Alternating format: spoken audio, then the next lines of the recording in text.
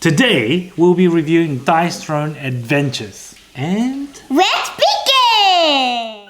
We have played over 2 cafes with over 30 hours and here to give you some feedback.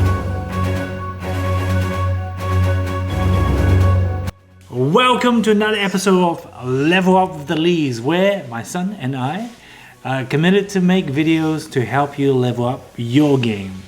There'll be reviews, playthroughs, and information to help you level up the quality of your life with games. Now, so 3 things I liked about this. First one is I really like the looting and the leveling up. The deck mechanic of this game. Being able to solo with your favorite character from Dice Throne, I think that's really cool. And the ability to see it grow and level up in that sense, I think it's really satisfying. Playing games is all about feeling good and being happy. So I think they've done really well in that. Good job, guys.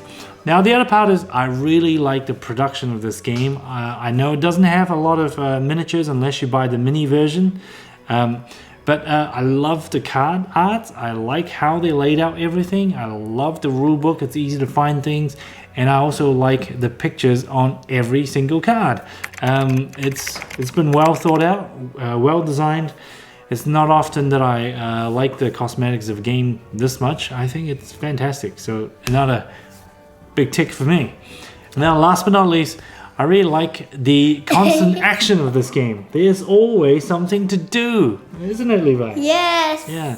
When I'm the active player, Levi gets to play the AI. Yes. And when Levi's active player, I get to play the AI. Yeah. So besides the standard mechanic of Dice Throne, which involve the player making decisions on every turn, leveling up, spending CP, upgrading, or getting rid of status or adding status effects, those things are still here in Dice Throne Adventures. It just takes it to the next level with the upgrade cards and the new cards we have in this pack. So that is really cool.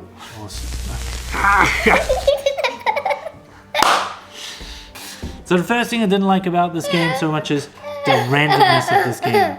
There's a whole bunch of dice rolling and the randomness of this is just out of control or feels out of control sometimes.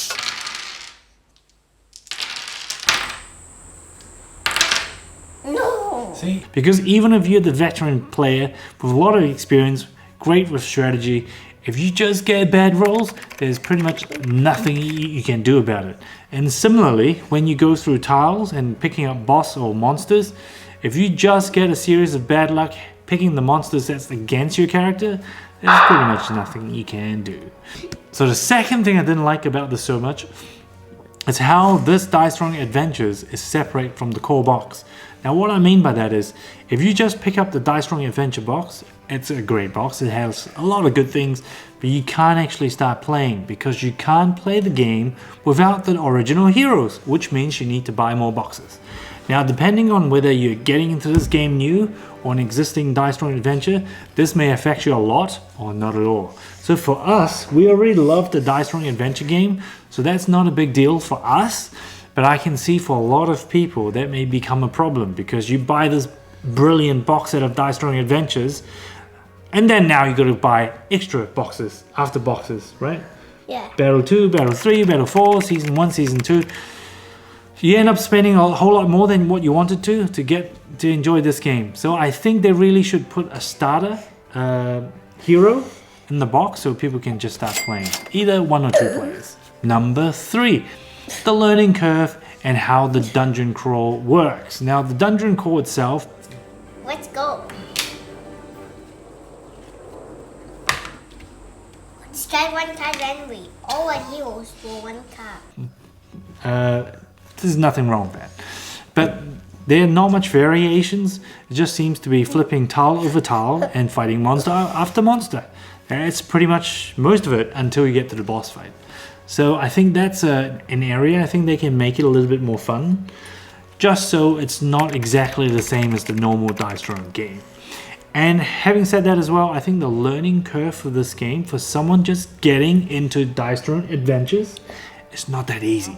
If I was to introduce Dice Throne Adventures to Levi's friend, that wouldn't work out so well because in order for us to enjoy the Dice Throne Adventure game together, we first need to teach them Dice Throne, the base game, all its mechanics before we can start to enjoy Dice Throwing Adventures. So I think that part, I guess, is inevitable, but that's something to consider. So if you're coming into this brand new, you might want to not jump straight into Dice Throwing Adventure and just get the Dice Throwing base game first. If you enjoy that, it's a very high chance you're going to enjoy this one. But if you didn't enjoy the Dice Throwing base game very much, do you think you're going to like this game? No. Maybe not so much. Now I think it's time for your review, Levi. So 3 things that I liked: getting loot, by even epics or legendaries. Just pretty good, epics or legendaries. But I don't care if I get rare. So you like getting awesome loot? Yes, epics or legendaries or even a rare. I don't care if it's rare. Number 2? Having level 4 minutes, fail King's Hand, Sling and Ultimate. And defeating the boss with 1, 2, or 3 ultimates. Did you really like hitting the boss with ultimates? Yes.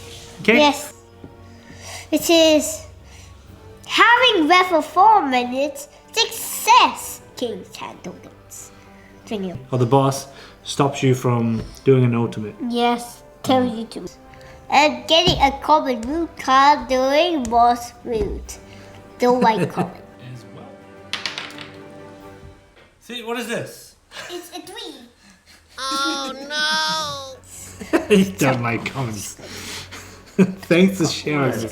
We think, for us personally, Dice Throwing Adventure is a very fun game. Yeah, we're after a cooperative game, and it's good fun because there's plenty to do in every round. So, because we're not looking for something as deep and strategic like Magic the Gathering here, this game is a lot of fun. Now, of course, the downside that I think people need to know is the randomness. The downside of this is the randomness of the game. You must keep that in mind because that factor will make this game not for everybody. There's some people just not gonna like this randomness factor. And then another thing would be, unless you're out to buy more, Dice Throwing Adventures may also not be the place for you to go because you end up buying a lot more than what you think. Well, what you thought to get into this game, you need to buy a whole lot of boxes of heroes, and then you probably end up buying a whole lot more just to play a few games of Dice Throwing Adventures. But if you already own Dice Throwing, the base games, this is a no-brainer for a lot of people, providing you can handle the randomness of the dice. So, for me and Levi, who is 5 years old. Yes, this is me. Yes. Yeah, I'm 5. Yes, you are. To see how excited Levi gets. Yuppie, yuppie, yuppie, yuppie, yuppie. You're upside down, baby. Let's go. I get it. Let's go. Let's go. Let's go. Let's go. Every time when we get loot, Yeah. seeing my son so happy about getting a legendary loot. Yes, and even epic. Yeah. That's what gaming's about. That's what family gaming's about. So I love the implementation of that. Well done, guys. I guess you're also learning how to shop. Yeah, even. I'm not sure if that's a good thing, but yeah, it's good. Anything you want to add, Levi? Yeah. Because then we don't have season 1. We need to buy the whole box of season 1, but we still don't have it. Yeah.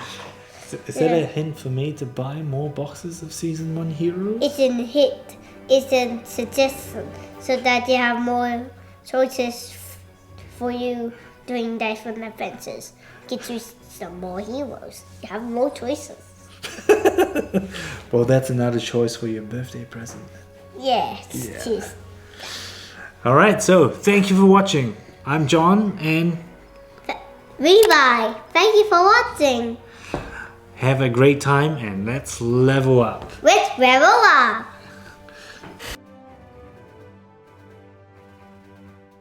You're always laughing. Yeah. So silly funny. So silly.